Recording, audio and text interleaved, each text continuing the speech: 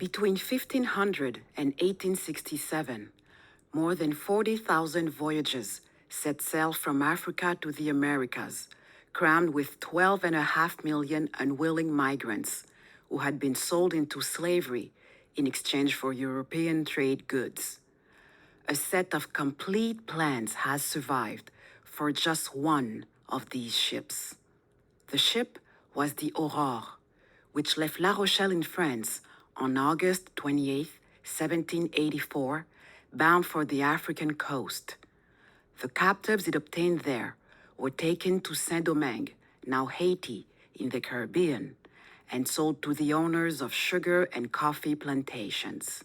We close in just before the ship arrives on the African coast to get a clear view of the conditions that approximately 600 captives had to endure on their 2-month middle passage to the Caribbean. The Aurore was a typical 18th century slave ship. The main deck shows two key features designed to control the male slaves. First, the barricado, a 9-foot high wooden wall that divided the ship in two. This was topped with spikes and swivel guns. Second, 2 iron chains can be seen running along the upper deck. Every morning, the crew brought the shackled male captives up onto the deck from the spaces they had slept in overnight.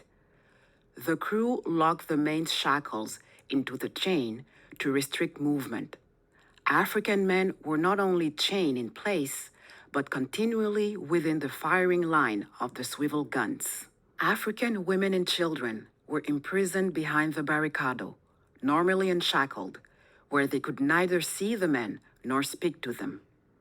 Fearful that the male captives might escape their chains and try to capture the ship, the majority of the crew also remained behind the barricado. We descend from the quarterdeck to the officers' quarters and galley.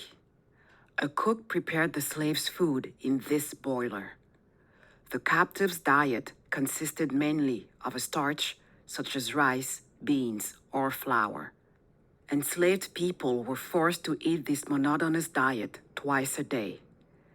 They drank just 2 pints of water daily, leading to constant and often deadly dehydration. As the sun began to set, the crew, armed with whips and guns, forced the slaves below deck. The space below was divided by wooden walls to keep the men and women separated. The men were released from the deck chains and forced below, still shackled in pairs. Once below deck, crewmen packed the enslaved men together. Some were forced to lie on top of the platforms around the side of the room. Others lay under the platforms. Each captive, on or under a platform, slept in a space just 14 to 18 inches wide and 30 inches high. Most were forced onto their sides and pressed against their neighbors. Others sat in their meager intervening spaces. The Aurore's prisoners spent at least 14 hours in such cramped, dirty, and stifling conditions which they endured daily for 2 or 3 months before reaching the Caribbean. We have no contemporary depictions of the Aurore's 600 captives as the vessel left Malimba to cross the Atlantic Ocean.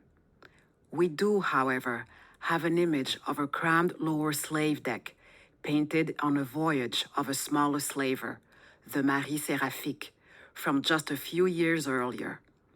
This comes into view in an overlay as the camera zooms out. The overlay shows only 340 captives, while the Aurore carried almost twice this number.